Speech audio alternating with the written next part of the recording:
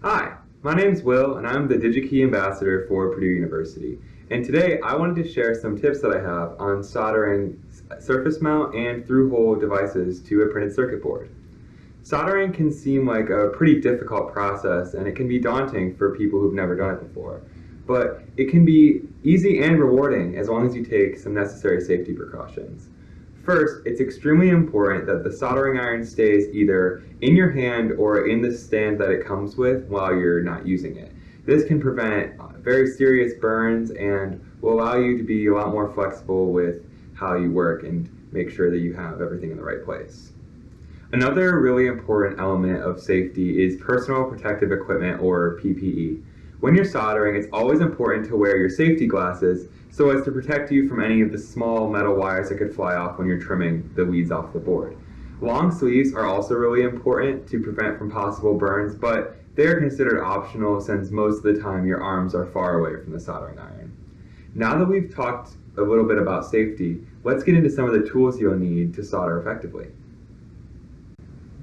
The solder itself can come in many forms. Usually either comes in solid core or rosin core, like this one.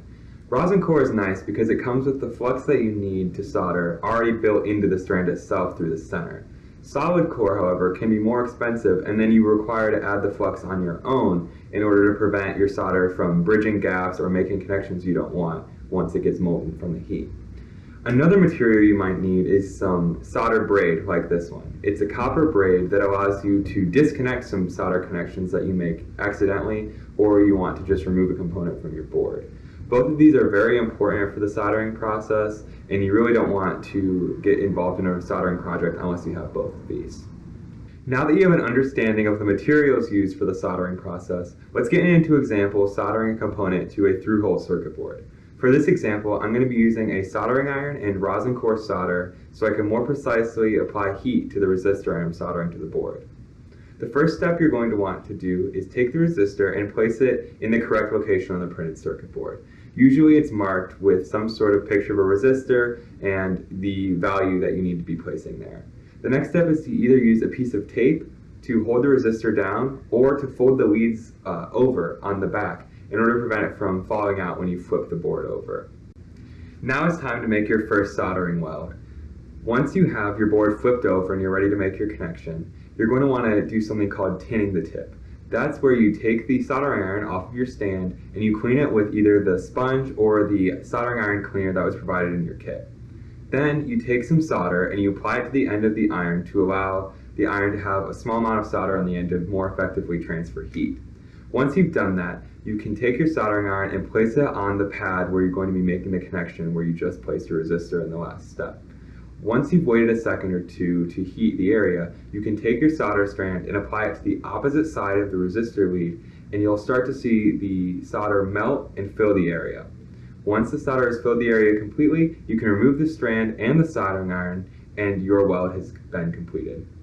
If you notice that it's a little difficult to heat your area effectively, you may want to try retinning the tip and maybe add a little bit more solder and then clean the iron off again.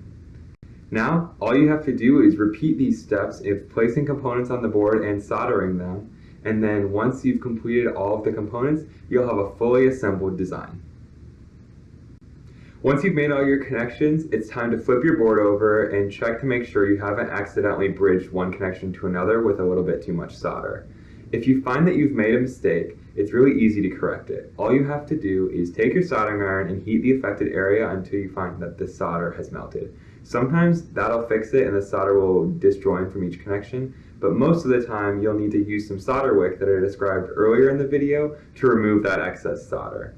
If you remove too much, just reheat the area and apply more solder.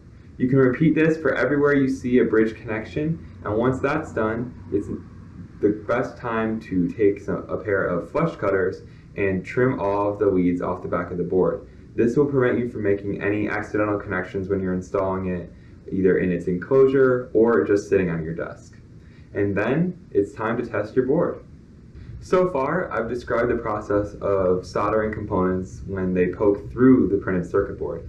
But what if your design uses surface mount components like this one, where they don't actually poke through the board and all of the connections are made on one side? Well, it turns out the process is actually pretty similar.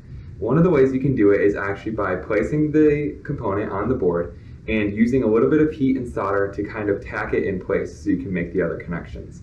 From there, you can use the exact same process to apply heat and then a little bit of solder to each of the pins on the component, and then at the very end, going back to the first connection that you made to maybe clean it up if it wasn't necessarily the best connection. From there, you can just repeat that process for every component on the board. Another way you can solder with surface mount components is using a hot air gun and some of this very interesting paste called solder paste.